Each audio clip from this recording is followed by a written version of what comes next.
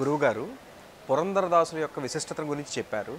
కానీ పురంధరదాసుల వ్యక్తిగత జీవితంలో ఒక ముందు పూర్వాశ్రమాన్ని చూస్తే ఇంకొక రకమైనటువంటి చరిత్ర ఉంది.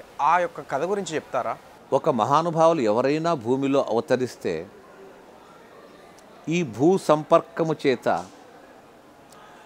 మానవుల మధ్యలో పెరగడము చేత వారు ఎవరనేది కొద్దిగా ఒక్కోసారి మూతపడిపోతుంది.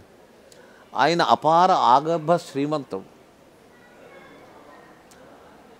ఆ రోజుల్లోనే ఆయన నవకోటి నారాయణ అని పిలువబడేవారు. అంటే 600 సంవత్సరముల క్రితమే నవకోటి అంత సమయం. ఇప్పటి లెక్క వేస్తే ఎంత అవుతుంది అది.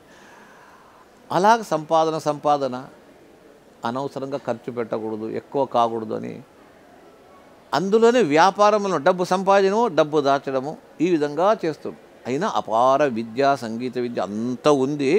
దీన్నే చూస్తూ కూర్చున్నా. భగవంతుడు చూచాడు, నేను పంపించింది ఒకటి, చేసేది ఒకటి చేస్తున్నాడు, ఇంకా లాభం లేదు, నేనే వెళతానని ఒక పేద బ్రాహ్మణుని రూపంగా వచ్చేసి, అయ్యా నా కుమారుని ఉపనయనం చేస్తున్నాను, కొద్దిగా సహాయం చేయి అంటే, లేదండి ఇప్పుడు లేదు, రేపురా చూస్తాము, మళ్ళీ రేపురా, ఇట్లే తిప్పుతున్నాం.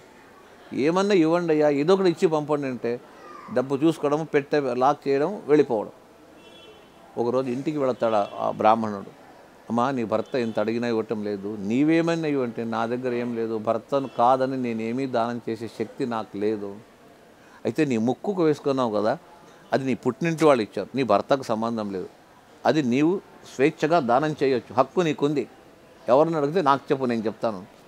ఆమె తీసింది, ఇచ్చేసింది, కృష్ణార్పణం అనేసి తీసుకుపోయాడు.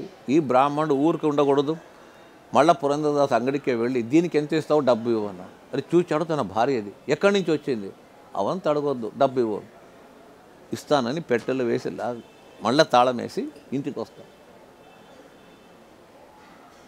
భార్యని అడుగుతాడు, ఎక్కడ లేదు. ఇంకా ఏం చేస్తాడో భయపడి ఆమె విషప్రాసనం చేయాలని చేసేటప్పుడు పై నుంచి పడుతుందట. చూసి ఇస్తాడు చేతికి, ఎక్కడి నుంచి వచ్చింది ఇది, అంగట్లో చూస్తాడు, పెట్టె చేస్తే అక్కడ లేదు. ఎక్కడ బ్రాహ్మణుడు ఉంటే లేదు, మాయమైపోయాడు. అప్పుడు తెలిసింది ఇది ఎవరో కాదు, భగవంతుడే వచ్చాడు. నా యొక్క ఈ వ్యాపారము ఇది చూసి నేను చేయవలసిన కర్తవ్య కర్మ చేయలేదని ఏడుస్తూ వెతికాడు, అగుపేయలేదు. భార్య దగ్గర వచ్చాడు, నీవే ధన్యురాలు, ఆయనతో మాట్లాడవు, ఆయనకు దానం చేశావు, అంతకంటే నీకేం కావాలా, నీవు నిజంగా నాకు భగవంతుని చూపినటువంటి గురువు నీవు అని చెప్పేసి భార్యను అభినందించి ఆ రోజు నుంచి తాను సంపాదించిన కోట్ల ఆస్తిని 4 భాగాలు చేసి దేవాలయ నిర్మాణాలు,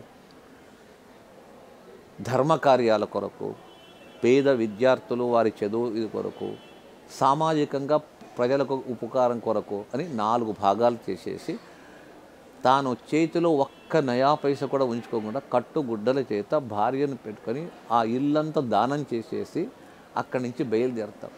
హంపి విజయనగర సామ్రాజ్యం యొక్క రాజధాని, కృష్ణదేవరాయల కాలము.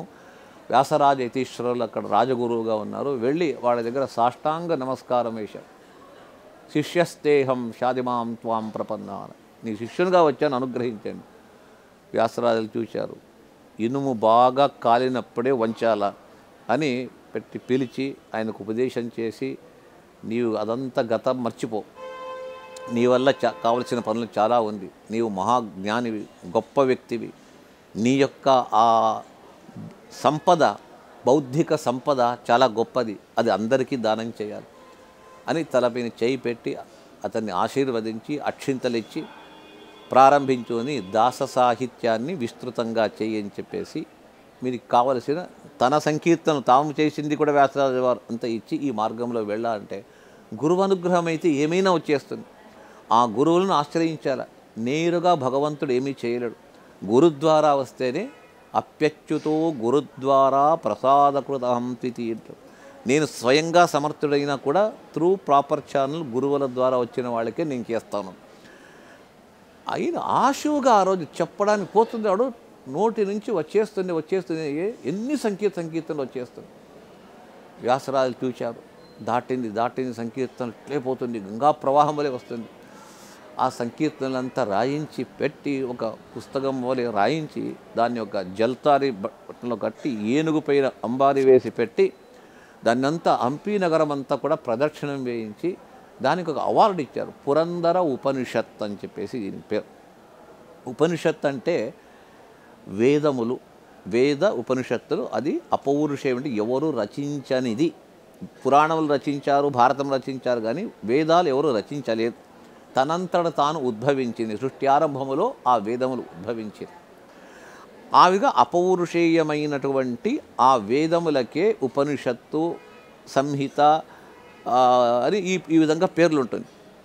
ఈ ఒక మనిషి రాసిన దానికి ఉపనిషత్తు అనే పేరు ఎట్లా పెడతారు అని ఆక్షేపణం చేసి ఒకటే ఉత్తరం ఇచ్చారు. పురంధరదాసులు కూర్చొని ఏసీ రూమ్లోనో అక్కడో తోటలో ఉద్యానవనంలో కూర్చొని మూడ్ వచ్చినప్పుడు రాసింది కాదని, భగవద్ధ్యానం చేస్తూ అప్పటికప్పుడు ఏమొచ్చిందో అది తమ యొక్క బుద్ధి సాగరం నుంచి బయటికి వచ్చింది. ఆ విధంగా ఉంది కాబట్టి వేదముల వలె అది కూడా అతని యొక్క తల నుంచి ఉద్భవించింది అనే ఉద్దేశంతో పురందర ఉపనిషత్ అని పేరు పెట్టి ఆ నగములో ఖ్యాతి పొందించారు దాన్ని. అది క్రమంగా వస్తూ ఉన్నది. అలాంటి వారి సాహిత్యాన్ని మన దాస్ సాహిత్య ప్రాజెక్టు రక్షిస్తూ ఉంది. అప్పుడు పురంధరదాసుల యొక్క మహిమ ఆసేతు హిమాచలం వ్యాపించి ఉండేది. Like and subscribe Eagle Media Works.